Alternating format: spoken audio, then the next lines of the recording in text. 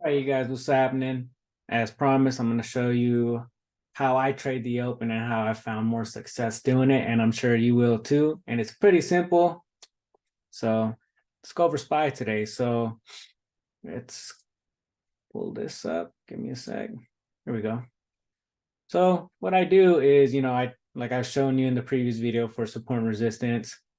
For example, let's go ahead and just get our support and resistances going here. So there's resistance, there's support, resistance, and then let's actually break it down. So what I do is a lot of people will tell you pre-market don't matter, and I'm here to show you that it does.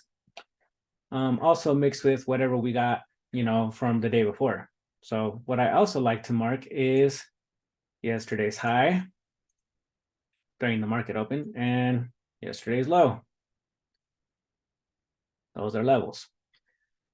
Now I'll break it down to the 15-minute and I'll kind of do the same thing, so I'll kind of look here to kind of see, who and what pre-market high is. And a lot of people always tell you calls over this, puts over this. But similar to how I just did yesterday, it's high and low. I'll do pre-market high and low, right? So we had this gap up, got faded overnight, and then towards the open, it came right back down, and we actually came under what we closed on Friday.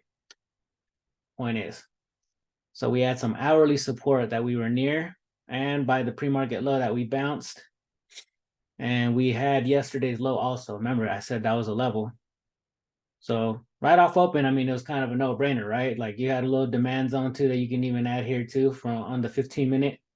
And if you remember what I told you, the bigger the time frame, the bigger the move. So right off open, you should have took calls. Look at that. And this works literally every day. You can back test this on SPY, QQQ, literally almost every stock. So until you break pre-market low or pre-market high, and you play your support and the resistances like you're supposed to, and supply and demand, it makes it so much easier. Look, so call, it held again and never broke below the low, call, till it finally broke under. And then it did a little fake breakout, came back under, end of the day, and now we're up here, right? So if you don't believe me, we'll go again to the Friday. So let's start off on the hourly again.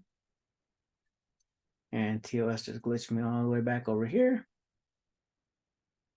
So let's go to this day. There's my support, my resistance. And that's the high of the day. And the low of the day before. You can have fun with this too. So I'm doing this again. I'm gonna try to keep this video short, but you can kind of get where I'm coming from, right? So this is how you don't get caught chasing. Boom, pre-market low, pre-market high. Get our support levels and resistance going into the open. Now break it down on the 15. And let's actually move this up. Remember, the color changed from green to red, resistance, and red to green, support.